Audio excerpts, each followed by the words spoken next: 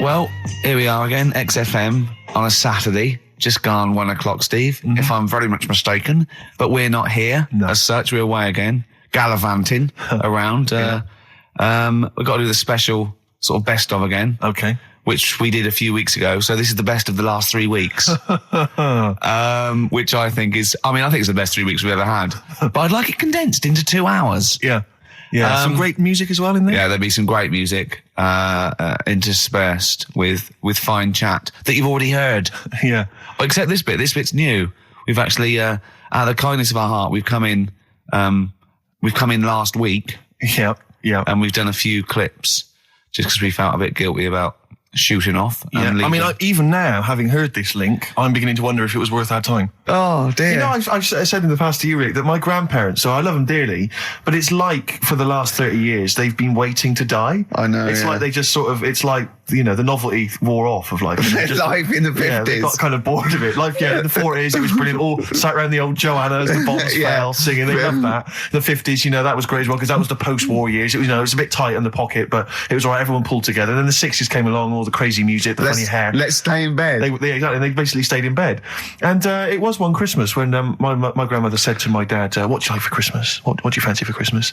And this must have been, I don't know, 20 years ago. She said, what do you fancy for Christmas, Ron? And he went, well, you know, I could do with a nice big kind of warm winter overcoat. She said, don't worry about that. Don't worry about that, because your father will be dead soon. It's right, you can have his. Meaning my granddad. Well, to be honest with you, my father's still waiting. Which is good news. Good news for my grandfather. Less good news for my dad. He's freezing. He's freezing. He finds out, how is he today? He's fine. Okay. Oh, I'm freezing. It is such a weird mindset, that. I think that, to me, is what sums up people from that older generation, the 40s and 50s. And it seems to me that you've got that kind of mindset. It's like you were born in the 30s. And whenever you talk of your childhood, it's like you had like a baked potato to take to school. And a stick is a Christmas gift. The other thing is, I think that that sort of generation, it seems that the man is dependent on the woman. There's a total dependence. Oh, absolutely. If she dies, he's done. Yes. He's done for. It just pine away. If he dies, she's got 30 years of pottering. Absolutely, yeah. Do you know what I mean? And going to, like, you know, the youth club and the church. I know what you mean, yeah. It's sort of like that. It's sad. Of course, it's sad for them, but it's sort of not the end of their life. No, sure. And it sort of is the other way around. I don't know why that is. Yeah. It's terrible. That's a little melancholy thought for I know, Christmas I've really brought it. You brought it down. You've brought it down. I've brought it. This isn't a nice show at all. This is terrible. Well, we're going to have people just killing themselves. What? Well, I didn't really want to make it a Christmassy type show because I don't really like it. Oh, he's done it again. What, you did Christmas once, didn't like it? No, my dad always said... All right, steady on. Dad said Christmas morning was for, like, you know, for me. So he used to stay in bed. So he never... That's brilliant. That's a great thing to say, isn't it? Yeah. Christmas morning's for you. Run wild. Do what you want. Just don't bother me. I'm going to Honolulu for 2 weeks. That's great. Dad, it's Christmas. Do I have to do anything? No. So my mum used to get up because she used to like to see my face light up, you know, when I open my presents. And then... to give fireworks. And then I'd have to go to my bedroom from about 6 o'clock onwards because, like, my mum and dad were into having big Christmas parties and I wasn't, like, old enough to go. Right. So they'd say, right, you know, you've had your fun there, you go up to your bedroom, stay in there. Really? Yeah, I remember one year, right, I got a train set, that's what I wanted. Yeah. Right? It's brilliant. Playing with it all day. I thought, I don't mind about the party, I'm happy staying up here playing with this. Brother comes in, he's had a few, right? He's going, yeah, give us a go on your train. How old is he? He's a bit older than me, so he might have been like, let's see. Well, let him be 18. Probably about 18, 19, and something like that. I had a train set, so I don't know, about 14. Something like that. Yeah. Right, so I'm playing on that, loving it and stuff. And then he comes in and goes, oh, give us a go. He turns the transformer up to like 14. He went really fast for about 5 seconds, broke it, and then he went back downstairs. Wow. So Christmas, I hadn't even got Sounds Christmas like Day. the Conservative government with British Rail. Satire, that is. Rick, I just thought that there's satire. If there's any satirical shows listening or magazines. It doesn't work in any way because there's the analogy falls down apart from there being a train. Think it through though. British Rail was trains. Yeah. And the government broke the trains in many. Well, they didn't break them, like not officially breaking them, but they kind of. It does work. It's perfect. Oh, I'm pretty pleased with that. And I can't. And no one's asked him to be on. Have I got this for you? It's weird, isn't it? Because it's strange that when you've got a satirical mind that's as quick as that. Yeah. And he's broke your little train set. So what did you do? I just like watched telly and had some sausages. I bet you were happy with that though, weren't you? Oh, it's a bit annoying though, isn't it, when your main present of the year has been broke. And did it ever get it fixed? No, that was it. Put away. I'm intrigued why your parents wouldn't let you come and join in the festive fun. Was it like really debauched down there? Was it like eggnog everywhere? Well, no, but I mean, that's fair enough. 6 is a little bit early, but I just think, if you're a kid, you had those fun, put them to bed at 8 maybe. And do you think so on Christmas Day? I thought that was a day for family. Well, not if there's a party going on. Well, don't have the party on the Christmas Day. Well, that's another option. Yeah. Your parents are weird, aren't they? A strange breed. Well, I think that was the year, right?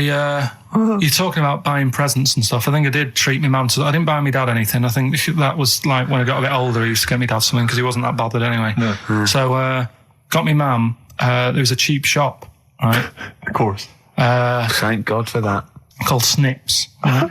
So I went in there and I thought, let's see what I can get her. And remember Victoria Plum? I don't think so.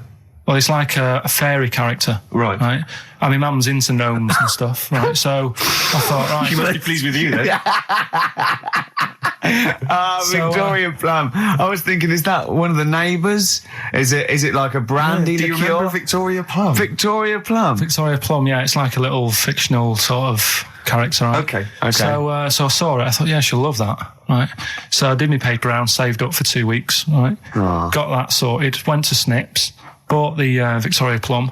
Next day, I'm in town with her, right? So I think, I know what I'll do. I said, come in here a minute, right? So we go in and we're looking around and I tested her, right? I went, look at that there. That's all right, isn't it? And she goes, oh, it's bloody awful. Oh, Carl. Oh, Carl.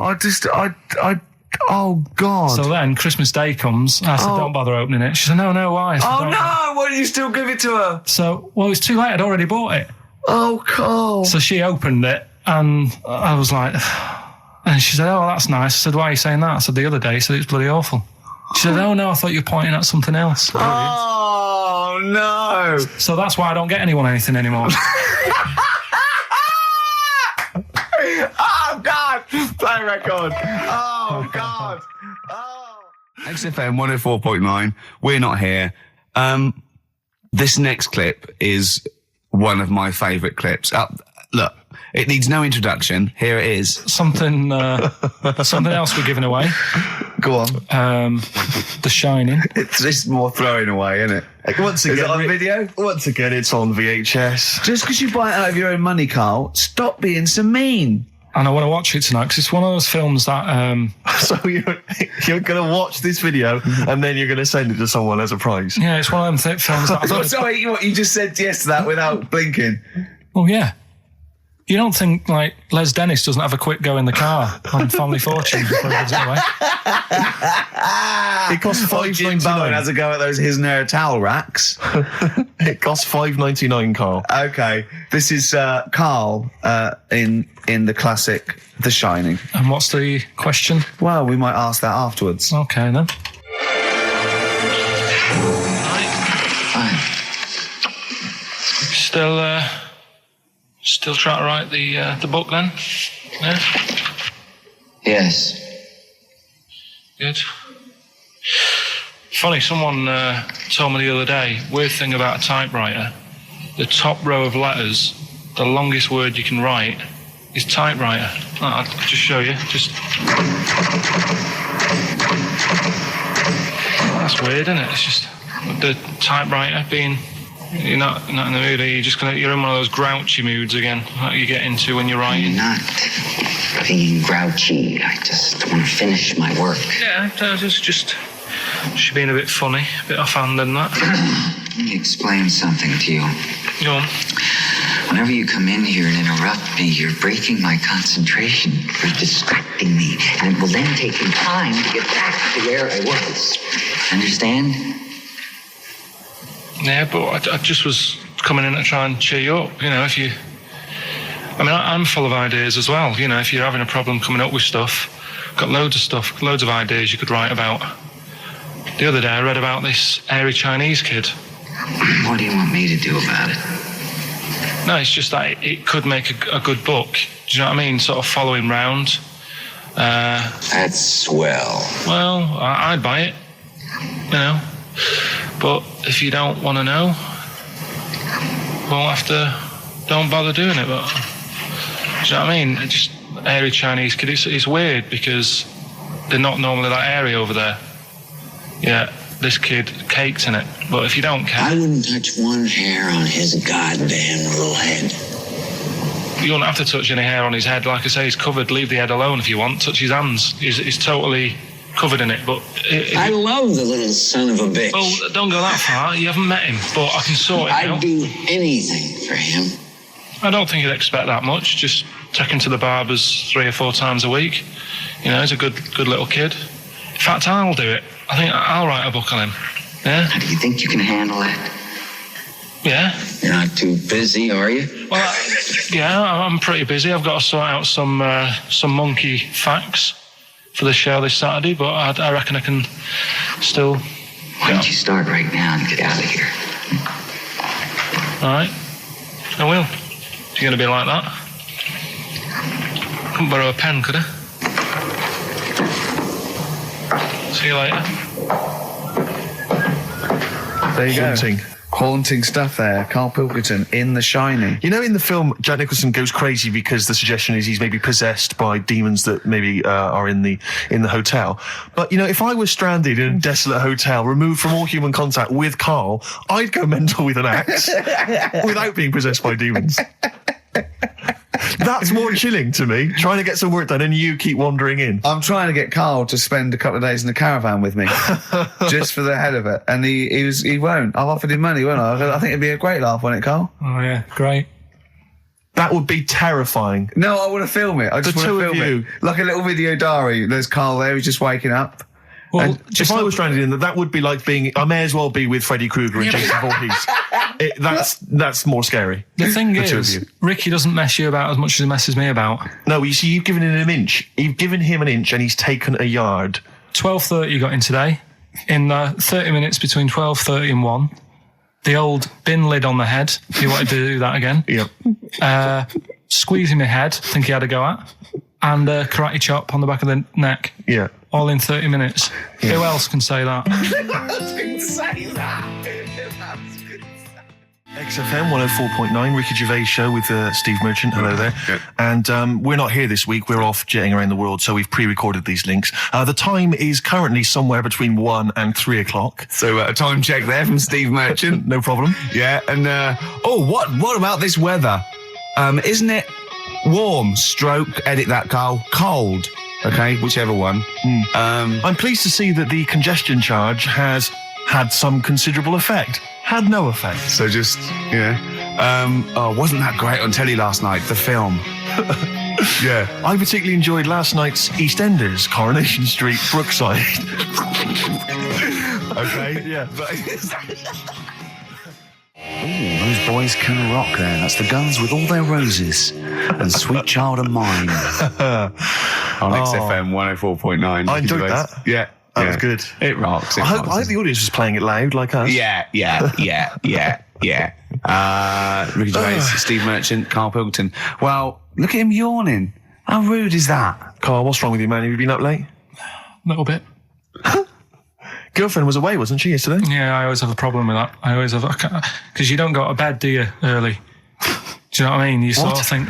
I just always find that thing that if, you're used to living with someone... Yeah. One of you will go, let's go to bed, then you'll go, all right. But when you're on your own, you go... You just forget to go to bed. I just stay up. Okay, stop eating now, Karl. You've ate all the food. That's just a plate. All right. Okay. Yeah. No, I stayed up and watched... there was a thing on about Dracula. Right. What, Dracula? And I found a flaw in it. Go on. Not the fact that he's the living dead and and drinks blood to stay alive and he doesn't reflect. And he can turn into a mirrors. bat. Well, And you can go on. the mirror thing, you can't look in mirrors, can he? Well, he can look in mirrors, but he can't see himself in a mirror. Yeah. That still doesn't work. Go Okay, on. go on. It doesn't work at all, Karl. It doesn't work Go anyway. on. Well, Centre parting's always really neat. His centre parting's always... how does he do it if he can't look in the mirror? Blood on the floor or something it was called. Rubbish. I love the flaw in the Dracula film is that his centre parting's too neat. How did he do it without a mirror? Oh. Was it a documentary about Dracula? No, Yeah, there was... the real it's Dracula. The real called- Dracula. Yeah, the real Dracula. The It's true just a film. It had blood on the floor or something. It's called. Yeah. It's rubbish. We had a little lunch yesterday, didn't we? We did indeed. That was a nightmare. Yeah. I hate going out with you two. I was explaining to Karl, right? I like to excite Karl's imagination, right? And if it involves chimps or monkeys, all the better. Brains he likes, parts of the body, deformity. I know where to, what buttons to push. And I told him about this thing. I don't know if any of you out there know about this, but there's an experiment they did in the 50s, a clinical psychology experiment where there's your two hemispheres of the brain, okay? They're joined by a thing called the corpus callosum, right? Which is just a little flap of skin, like a little scarlet lead that joins your two hemispheres. And what they did, they cut that in half, and they thought it was a cure for schizophrenia, but what it turned out to be, or epilepsy, I think, I can't remember, was that your two sides of your brains didn't function together. You couldn't get information. I was telling Karl all this thing, and one of the things I told him was that they did it on a monkey, and it fought itself over a nut. Like its right arm was connected, by its left lobe of the brain, and it was fighting over itself. And Karl went, instead of like thinking this is amazing experiment, he went, would it have been happy if you'd given it two nuts? Yeah, I know. Well, you started off by explaining it. I remember you mentioned, because I was watching the two of you as you were describing it to me, you said, of course, one side of the brain deals with symbolism. And as you said the word symbolism, I noticed Karl drift away from looking at you, pick up his mobile phone and start pressing buttons randomly. And I thought it was the word symbolism that got him. And I noticed it took you just a moment longer. And I think the first thing you said was, when did I lose you? Yeah, I knew I'd lost him. It's extraordinary. And he doesn't even try to disguise it. I said nomenclature at one point as well. Right, yeah. And I knew I was dicey with death there. Yeah. But, yeah. But I told you tried to look it up, didn't you, on the web? You didn't find anything about it, did you? The spelling of it's, what is it again? What's the word? Corpus callosum. Yeah, so I couldn't do it. No, there's no point. Yeah. Don't bother. Give up. Don't bother. Give up. So if anyone knows any interesting facts about that, but yours hasn't been cut in half, has it, Karl? That would, again, might explain something. I'll tell you what we will be talking about later. I don't know if you're sort of aware of them, Steve. Go on. Bonobos. Oh, I don't know much about bonobos. I told him about he was looking for stuff. I said, put in bonobo. He was having no luck with chimp. And they're a form of chimpanzee, but they're even closer to us, evolutionarily speaking. They've got their social groups are more like ours. They're more intelligent. And he was loving it, weren't you? So is it human bonobo Karl? Is that how it works on the evolutionary ladder? Chimp Karl. Yeah. Yeah. Talking about him. So we're talking about bonobos. You're excited about that? Yeah, That's coming up in monkey news? No, I think it's a bit of a monkey bonus. Oh, that was gregreat. That was very, very funny. What a wonderful clip that was. I enjoyed it. Do you remember that? Yeah. Wow. It was a few weeks ago, wasn't it? Really? I mean, I think it was last week. We'd have to have very, very bad memories not to remember that hilarious clip. I'd like to hear that again maybe in a couple of weeks' time when I'm away. Yes, absolutely. It's embarrassing, isn't it? Mm-hmm. And we, but the good thing is, on telly, I feel a bit guilty about putting out shoddy rubbish because I'm getting paid an awful lot. Yes. But here, I don't give a They can bleep that. They will do. Bit of David Bowie. When's that ever hurt anyone, Steve? Never. Lady Stardust off Ziggy Stardust and the Spiders from Mars on XFM 104.9. I'm Ricky Gervais, Steve Merchant. Karl Pilkington is in the middle of educating me. Educate me. Did I tell you the time when the doctor said I was going to die? All right, keep talking.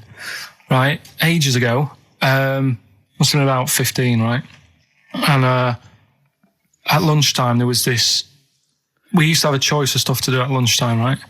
Used to have like a burger place that had an arcade machine in it, right? So we used to go there and play on that and have a burger. Or there was this baker's, right, that my mum worked at, and did great cakes and stuff, right? So she used to bring some home and that, but she couldn't always bring them home every night because they'd cost money, and she used to get them for free. And they used to say they'd rather chuck them away than give them to the staff because there's a chance that the cream might be off. Right. Right. So they used to chuck them round the back. So I used to go around the back with my mate and eat a load. Brilliant. Eating out of bins. No, it wasn't out of bins. They were still in trays, but they just stacked them up near the bins, right? So this got out. I mean, it used to be chocker. Once the school found out, everybody used to go there, and it'd be like, well, have a cake. The headmaster crawling through, fighting the kids off.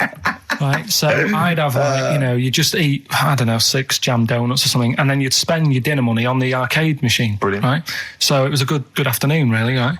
So you'd do that, and this one day I must have had 6 or 7 jam donuts, a few Congress tarts. What's the Congress tart? I love them. I can't get them in London, right? So I'd have some of them. If anyone can get a Congress tart for Karl in London, please let him know. So anyway, this day, that was just a normal day. Do you know what I mean? You'd twice a week, you'd have a load of cake. In your life, yeah. Yeah, So normal anyway- day in your life. Were the frog boys there with the webbed hands and the big heads? So- and the horse in the settee? But the day after one of these days, I had really bad cramp in my belly. Right? Okay. I was like in agony, could hardly walk. So I said to my mum, You could hardly stagger to the free cakes. So I was in absolute agony. I said, I don't like doctors, but you'll have to get a doctor in because I don't know what it is. I can't walk. She gets the doctor round. I won't say his name, but he said, well, doesn't look like he's got long left. Blimey. So I was a bit like, hang on a minute, I've only had a few cream donuts. Yeah, My mum was panicking. sure. He went. My dad came in from work. She said, something's really bad with Karl. I think it's serious. The doctor said he ain't got long left. So he said, what? He said that and just left. So she said, yeah. He said, I'll have to call him then. So he called him up, said, what's all this about? Karl hasn't got long left. How long's he got? So he goes, I was only messing. It's just had some bad cream. Can you believe that? Well, the thing is, I like the fact your mum didn't ask any questions. I know. She didn't But go she into doesn't. detail. No, Can you explain more, doctor? No, I got to show off. But she doesn't. She doesn't like talking. I don't want to diss you or your family, but I imagine if I was there, I'd have known the doctor was joking. Yeah. That's all I'm saying. I mean, I sound very arrogant there, but I imagine he went, what's he been doing? Yeah, I had about 6 cream cones. Oh, right. Oh, wow.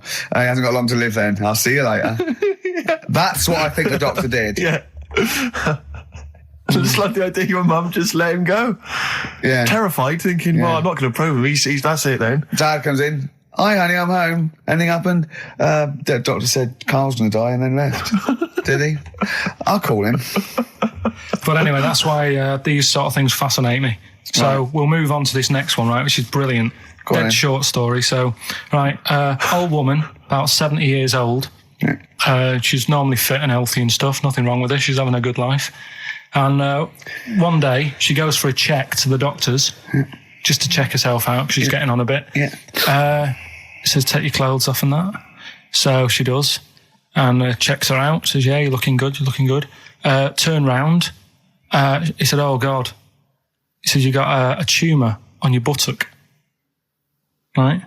So she goes, oh, well, can you do anything to sort it out? So they go, yeah, we could book you in for an operation. It's best if we remove this. Books are in for an operation. Operation day comes, strip her down and that. They're all stood round, the doctors. Start to operate. It only turns out it's a pork chop that she sat on 5 years earlier and it had stuck to her buttock. Right, Karl. I can forward you. I'm not, honest, right. No, listen. Serious. Right, okay, Karl, I'm telling you now, I'm leaving. I'm never doing this show again. No, I'm serious. Honestly. You're talking, I've never had such, what do you mean? You couldn't believe it? No, when I read it, I said, I've got to tell Ricky This that. woman had a pork chop stuck to her arse for 5 years, you mental case. Of course she didn't. That is a blinding record. And before that, Rick, what do you make of those adverts? They were great, weren't they? I like them, yeah. I'm going to buy all them products on the way home. And that's endorsed by Ricky Gervais. He's won awards. Yeah. Rick, do you remember this? This was a hilarious moment. No, you'll remember this when you hear it. It was when Karl said something that was basic. Well, I think for a lot of people it sounded like a lot of old bollocks. What have we got now? Right, so we're looking into animals that we get rid of. I've spoken to someone about snails. I've spoken to someone about jellyfish and that. And looking at cockroaches today. She's an expert. She's just not just some random person. No, she works in a museum, a good museum. I said I'd give it a plug. It's the one near Knightsbridge. It's got dinosaurs and that in it. It's worth seeing. On this is Natural her. History Museum. Yeah. So It's not sure. He's not sure. this is what happened.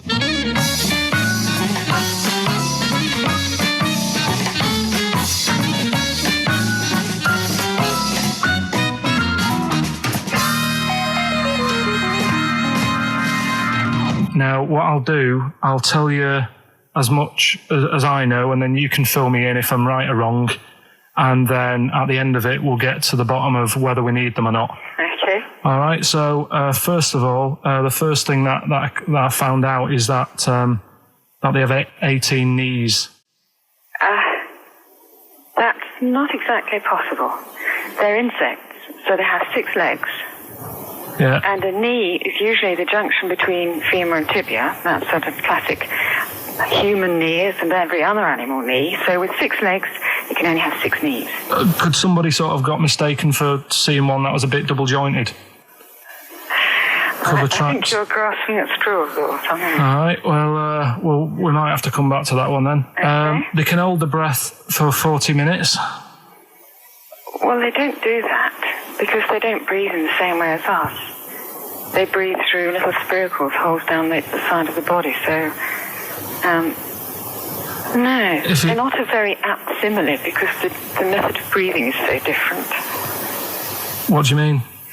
Because insects have a totally different system. They don't have lungs in the way that we do and just breathing through one part of the body. They're actually breathing through every segment of the body all of the time. So even though they've got their mouth shut, they might be able to slide. Nothing to do with breathing. So only just feeding. So you see, maybe that's where someone's gone wrong. Someone's got hold of one and sort of taped its mouth up or something and got bored after 40 minutes and said, well, we'll call it right. It's an unkind thing to do to an insect, even to a cockroach. Yeah, but it's all... Can't do that. Yeah, but... No. Pretty unkind thing to do anything, even a cockroach. Something else I found out. Yeah. They can live for a week without an head. Well, that's true if they don't bleed to death in the process. But the weird thing is, when I told you that they had 18 knees, you seemed a bit sort of like, don't talk ridiculous. But then we're talking about an animal that can live without an head. So there's a little bit of truth in that one, yeah? Yes. Why, when it was invented, has it got that facility?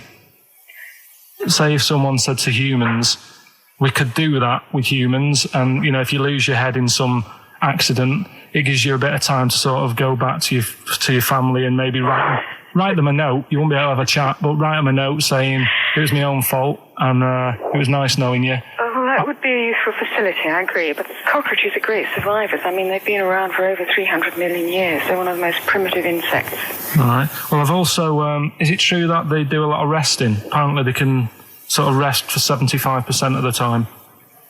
Rest? Yeah, they just sit about doing nothing. It's probably true of a vast proportion of the world's fauna. Well, I mean, maybe the 25% that they are working, they're really giving it some, so it might make up. They're probably searching out food and, they can slow down considerably. You can chill insects in the fridge and they'll become very, very quiet. You might think they're dead. Yeah, but I'm sure, you know, if we were sat in a fridge, you know, we'd go a bit quiet, wouldn't we, you know? Well, you might not know much about it, of course. Yeah, but... Not quite reading the right sources. Well, I've been using the internet. I'm sure there are many useful sources that you could find there, but some of those seem to have been a little misleading to you. So you don't agree with a lot of what I've told you there? No. So cockroaches, can we get rid of them? No. So we're keeping them then? I would say so, yeah.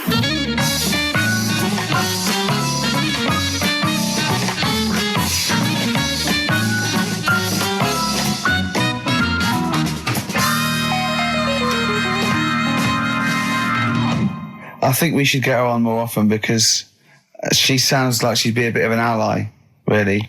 Because she knew immediately that you were talking nonsense. She even said, I think you should be more concerned about your sources, which I've been trying to tell you for a year, right? The fact, I mean 18 knees, where did you get that from? It was on the internet. They can hold their breath for 40 minutes. I mean, I don't know what you read and take on. Mad world, don't it?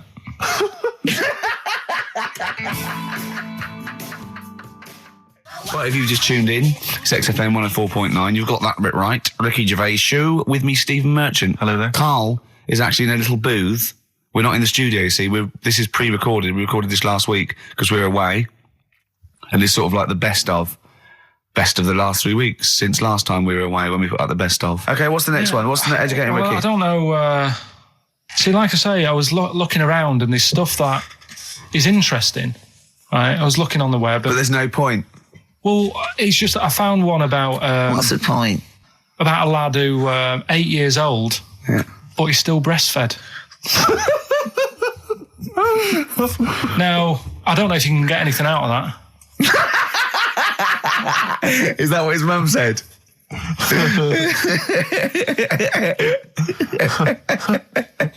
So, What do you mean? I don't know if I can get anything out of that. You don't need to. No, it's just that, you know. Where did you read that? That was on the internet. Oh, well, yeah. You're always unspecific when you mention it. It's just it was on the internet. Well, I'm trying to think what I put in. I think I put in Y to see if I'd confused the computer. And then, Go! You are. no, I did, No, honestly. I did a search, put in why, and it came up with funny things that, like, why is this person doing that? Why is that? And it had a picture of this 8-year-old lad, sort of, you know, on his mum's nipple, and it was saying, you know, is this healthy? You sure that wasn't asking you that question? What? I put in why? Just to confuse the computer. Like, the computer go, what do you mean? Yeah. Stop it. Yeah. Oh, look, yeah. Last week, I was walking home with him, and I went, he was saying something stupid, and I went, I've got a competition for next week. Let's do a phone-in, and it's called Karl Pilkington, Genius or Fool. Yeah. Right? And he went, No. I went, why not? He went, well, it'd be confusing because they say there's no difference between genius and being a fool. We do though, don't we? No, but it's rubbish. And people say there's a fine line between madness and genius. And, you know, it's a ridiculous soundbite. They don't say there's a fine line between a genius and an idiot. Well, the people who do are idiots. Yeah. So what would you do there, though, just to sort of wrap that little thing up? What would you do? That lad loves his mum's milk. What are you asking me to come up with? No, I'm A just... title for the story? No. It's just what would you do? Right? What do you mean, what would I do? Well, it's causing a bit of a problem in the area, right? What area? In America, I think it was. Oh, America are a problem, are they? George Bush is worried about this kid who's breastfeeding at 8. Imagine it like this, right? Right. No, so Carl, what are you asking me? About this spurious story you saw on the internet? I saw on the internet, there's an 8-year-old lad, he likes his mum's milk, and it's saying, is this right? Should it No, be it's going not. on? But what What do you want Ricky to do about it? It's not his responsibility. Yeah. No, but the little town that he lives in, they're all causing an uproar, right? Going, this isn't right. You know, I can't let my kid play out in case he's in the garden with his mum getting a bit hungry, right? So, Oh, God. what should they do? Because his mum's saying, well, he likes it. Yeah. And he, you know, what do you do? I don't know the laws. No, but I'm not asking you to sort out the laws. I'm just saying, if you lived in that neighbourhood, what would you say? If you went up to him and said, look, everyone's getting a bit fed up with this, look. I'd say, what would I do? What do you mean, what would I do? What are you asking me? Right, it doesn't matter. No. What are you asking me? What are you asking me and Steve and the I'm public? just saying, say if you live next door to this woman, Yeah. right? The kid's hungry, 8 years old. He's out playing on his bike and he goes, Mum, I'm getting a bit peckish. And he goes, all right, son. She whops one out. And he starts having his milk, right? You live next door, you're putting your washing out and you see this going on. You're getting a bit sick of it because it's gone on for months. 8 years, I assume. Why is it your business? Why are you such a nosy neighbour that you're concerned? What would you do, Carl? Let's turn it back on him. Yeah. What would you do? What's your solution? What would you do? Well, I thought I'd say, right, why are you doing this? And she'd say, because he likes it. And I go, all right then, put it in a bowl first. And you think that would sort that out? No, because I was thinking about the whole thing, right? And you do that when you're a baby and everything's all right, innit? Yeah. No one bats an eyelid at a little baby having a bit of milk from its mum's breast, right? Yeah. You'd almost say it was natural. But you grow out of it. It's like you don't see. It got me thinking about things you don't see. And you don't see. Did you put this into a computer? Show me things you don't see. What else don't you see? Well, you don't see like an old man having a Twix. You never... Oh! So what? You know the terrible thing about all this, Steve, is he's right. You don't see an old man eating a Twix. That's a terrible thing. So what they have got, right, they've made old man toffees, haven't they? They've come up with Werther's. Is that a song? Oh God! You don't see it. So they've got their Werther's, right? Yeah. So, look at him. You think he's giving a lecture at Oxford? It's not going anywhere. No, go on. Sorry. Go on. I'm just saying. Right. You grow out of things. Yeah. And the old man, I'm sure when he was a kid, he'd have a Twix. Yeah. But now it doesn't look right, so he's having... It doesn't look right. So... Right. I don't think Werther's originals were specially designed for old people. I think they were sweets that just happened to have been made for years. That's why old people eat them. Yeah. They didn't go, hang on, there's a market here. I've noticed old people aren't eating Twixes. Quick, let's make some old man sweets. But the little advert, he gives it to his grandson as well, doesn't he? He goes, I have a Werther's original. Oh, I think it cuts, though, before he throws it back in his face and goes, get me a Twix. XFM 104.9, we're not here. It is a bit like being Dennis Norden, playing some great moments from the show. I just imagine Dennis Norden one day, sort of just like waking up out of his stupor, he's doing this, and he'd go into the producer and go, I've just seen a couple of my programmes. I just saw It'll Be Right on the Night 18. It's shit. It is terrible. Why didn't someone tell me? Well, we didn't want to upset you because, but I've been doing it way too long. Well, you could just let me go on forever. Well, until you died, yeah. Well, why can't my son take over? Well, he's 80, Dennis. And the jokes I'm doing, they're awful. They're why have I got that clipboard? I've written these jokes, they're not funny. There's an audience, they're laughing. What are they laughing They're not at? laughing. They're not laughing. That's canned laughter. Who are those audience? Who goes to an audience for It'll Be Right on the Night? A lot of them are older than you. It can't be right. Do you know we have 15% fatality in one of your audiences? But I went home at Christmas. I watched one of the episodes. Yeah. I was with my family and friends. I said, watch this, you'll love it. Stony face. No one laughed. They all thought it was Well, it is Well, why didn't you tell me earlier? We didn't want to hurt your feelings. You're an old man. You may be upward of 102. I didn't realise. Yeah. Here's a problem that someone's emailed in. Yeah. We're taking emails today. If you've got a problem, a concern, or, just a general query that you think Karl could answer for you. It could be about anything. It could be about some of the big kind of philosophical questions. Yeah. It could be something to do with war or famine, anything like that. Or it could just be a personal dilemma, something that's happening locally. Anyway, this seems one that I think you and your father have probably come across this sort of dilemma in the past. Yeah. And I'd be interested to know what your take is on it. Let me see. This is from Lee Matthews by the look of it. He says, he lives in a suburban area where the local teenagers also live on the same road, and they're running riot. They're smashing wing mirrors off the cars. They're crashing into parked cars on their skateboards. They're just generally making mayhem, night and day. What can he do to stop this going on? The parents of the kids don't seem to give a damn. Anyone who complains to them, they just say, "Oh, piss off." The police are useless because they never catch them in the actual act of violence, which is what they got to do to apparently convict them. So they don't know who to turn to, really.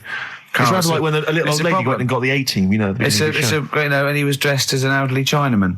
Exactly. She knew who he was. Colonel Decker didn't have a clue. Yeah. You see, it's weird because now it has got out of hand. Sure. Do you know what I mean? Like years ago when I was growing up on the estate, you had problems, but not like you have now. Do you know what I mean? Summers were nice as well, weren't they? Well, right. And police are getting shorter and younger. But you yourself kind of admitted in the past that you were something of a tearaway. You didn't do anything like these kids here. The thing is, I was scared that if I got caught doing it, my dad would go mad. Yes. And I remember smashing a car window by accident and legging it in the lounge and sort of pretending to go asleep on the settee. Right? Genius. And I heard a knock at the door. He chloroformed himself just to be unconscious when his dad came home. And there was a knock on the door, and I thought, oh God, this is a fella. He saw me. I was chucking a stone in the air, seeing how I could throw it. Of course you were. Did it keep landing on your head? That would explain a lot. And it came down. Chucking a stone in the air. Love To it. see how far I could throw it. Brilliant. So, I wasn't bothering anyone. Did you invent that game? Right? Did you get a stone for your birthday? Go and play with your stone. He gave one to Suzanne. Karl, go and play with your stone. No, the thing is, right, and it came down at a funny angle, and Of course it did. It ate the back of this car, and the back window is the most expensive because it has that heating thing in it. Yeah. In case you got a frosty window. Yeah. So I thought, oh God. So I legged it in, got on the settee, went to sleep, knocked at the door. Genius. It's a brilliant plan. It's a brilliant plan. I couldn't be guilty. I'm asleep. So I love the idea. So the thing is, our lounge used to sort of you could see in from the door, right?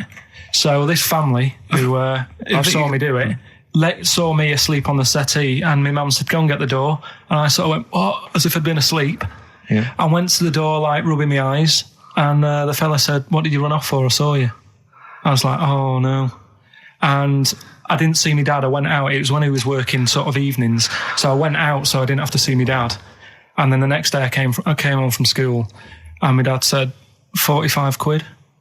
Oof. That's all he said. That's all he He said. looked at me. And then you fell asleep and he went, wake up. You know what I said? No, 45 quid. Now the thing Carl. is, he didn't have to do £45, anything. Carl. Now, I know you were saving up for a brick, but you can't have it. Yeah. Just Equally, if you're doing a bigger crime, a bank job or a murder. Remember to take the stocking off your head, because if they wake you up and go, why have you got a stocking on your head? Just go, oh, I had a weird dream. Right. Okay, look, quick query for you. This is from Jay. He's got a problem here. He says, my parents won't let me ditch my studies. He's currently reading modern languages at London University. Sure. He wants to follow his dream, but his parents won't let him, of being a dancer. Carl. Worse than that, he says that they're trying to arrange a marriage to a bunch of minging daughters of people they know from good families. He doesn't know what to do. So he's got the arranged marriage coming along, and he's also got, he basically wants to be a dancer. His parents are forcing him into something more practical. Well, the first thing, right, I don't think Live your dreams? the arranged marriage thing is such a bad idea. Okay. Because I think too many people go on looks. Right. And then you soon get bored of that. Mm-hmm. And you find out the person who you're knocking about with, it's actually not your type. Right. Why don't you arrange marriages for people? Well, I'm just saying, right? So I'd say, Jay, go along with that. I wouldn't worry about it. Okay. I mean, if they're really ugly, then, don't go along with it. But if they're half bad, put up with it. That's all right. The dancing. Brilliant. Right? That's that solved. Brilliant. I wanted to be a dancer. After I did the boxing, right, I joined a dancing thing just near Man United's ground, right, called Twiggy's. Went along, I wanted to learn some moves. How old were you? Well, it was when Michael Jackson was, pretty big, so about 85. 83, 84, 85, something like that, around there. Wanted to do it. When I went, it was shut, and it had become like a warehouse for toilet rolls. So in a way, I wonder what would have happened. Sorry. How is that an anecdote about you going through dancing? You've told me before you did boxing for a while, you did dancing for a while. You had a true fight in the boxing. You didn't even get in the. That's not an. Imagine if that was a film. This is a boy's dream of becoming a dancer. Oh, it's shut. Next on. I mean, how is that a story? Yeah, if that was Billy Elliot, do you think would it have won quite as many awards? Yeah, brilliant. Footloose. All right, I'm fed up. They banned it. Let's go. Oh, it's shut. Just flash dance. First, there was. It's a warehouse. Never mind. I'm just saying, you'll find something else. I think I got a go-kart after that. I bought a motorised go-kart and kept myself busy with that. So. There's always other things. Just think, Alan Bennett has to sit down and really sweat over his stories. Yeah. He just opens his mouth. You are a living Alan Bennett character. So that's solved. Well, Jay, don't worry about that. There's no emotional problems I can foresee if you follow that advice. So the advice there is do an arranged marriage. If she's not ugly. minging, she's not completely minging. Yeah. And don't worry about dancing. Get a go-kart. Cheers. This is XFM 104.9. I'm Ricky Gervais with me, Stephen Merchant. You're listening to the best of, basically, Karl Pilkington. You don't talk to anyone, do you, in the week? You just hide in your little sound booth thing, and you really don't talk to anyone, do you? Much? Not really. No, I mean, you might call up. Yeah. But no, I keep myself to myself. Yeah. Then you don't get bogged down in the office politics and stuff. Yeah. Is there a lot of office politics here? I don't know. I don't get involved in it. Oh, yeah. Proved your point. So when we're away and we're out of action, who, other than Suzanne, who will you talk to of the day? How will you get a sort of feedback from the world? How will you get sort of input and? I always, if ever I've got a question on anything, the internet's sat there and I can just go online and find out. The internet is good. It's brilliant, but it's not all verified. It's not all necessarily factually accurate. Anyone can put things onto the internet. It's it's freaks and things that put on. Well, here's things one, right? Here's one that I read in a week. Right? Go on. About this woman. Yeah. She was a bit of a punk, and to get her hair done like she wanted it. Super glue. Right? No. She got lard. Apparently, it's a popular thing. You might know. put lard on your head. Yeah. And you put it in the oven. Now, apparently the heat that you get from the oven is different from the sort of heat you get from an hairdryer, right? And she had to do that to get the style that she wanted. But anyway, she comes into money or whatever, treats herself to a microwave, right? It's not true. Opens the door, jams the things, like the little catch. So the microwave works. She jams it with a screwdriver or a knife or something. Yeah. Puts the microwave on, sticks her head in, boils her brain. Don't be ridiculous. Right? Well, why is that ridiculous? Boils her brain. She boiled her brain. She boiled her brain. And this is what's good about the internet. I went straight from that, and there was a subject about brains. And do you know that Russell Crowe, when he dies, is giving his brain to charity or something, some sort of some people who can do stuff with it. She gave hers to Pot Noodle. Vesta. Yeah. Oh, That's boiling the a sort of skull. Yeah. It's not true. No. It's not true, Carl. Just urban myths. Someone made it up. Yeah. For a laugh. They're just too convenient urban myths. You can tell an urban myth's not true because it's always, this happened to a mate of mine, and when you say what happened then, they go, don't know, that was it. Was it? Was that it? Was it? Someone boiled a brain and that was it. There was no more story. Well, Were there any dates, locations, times? I think it was in Belgium. There's that one. There's that one that a bloke, right, was going to get a phone call at 4:00 to find out if his business was, okay, right? And if he didn't get the phone call, he knew he was broke, destitute. So dead on 4:00, the phone didn't ring. So he went up to the roof of his office and he jumped off to commit suicide. And as he was passing his window, the phone was ringing. Oh no. Carl, it didn't happen. Didn't happen. Think it through. Who told that story? Who told that story? As he hit the pavement at 120 miles an hour. He's the only person who could have known that series of incidents. Also, why didn't he's dead. As his life's at stake, why didn't he wait till 5:00? I'm going to give it 5 minutes just in case. In case the lines are busy. Yeah. And what sort of bloke goes, I'll call you at 4, okay, if your business, well, call me anyway. No. If I don't call exactly 4, then, you commit suicide. Commit suicide. I would, because if I don't call at 4, that's the end of it. Well, call me anyway. No, that's not the way I work.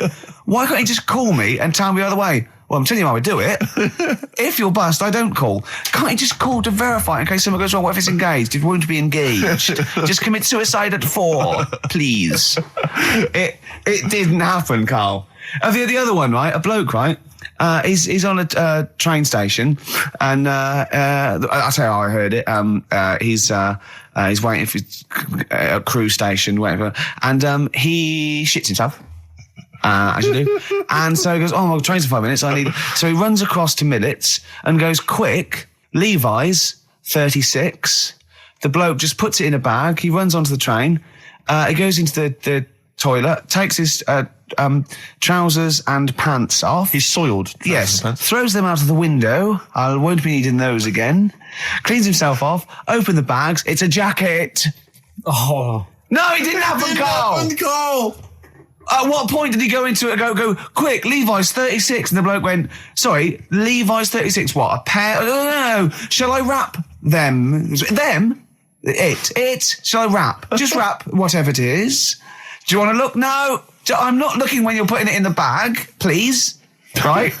36 waist stories. Don't say anything. I've told you 36 Levi's. And put it in a bag and charge me for it. Yeah. I don't want to discuss it further. Yeah. There was one. There we go.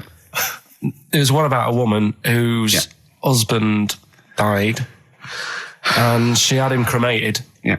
And made like a little egg timer out of him. Right. And she said, I did that so it can still help around the kitchen.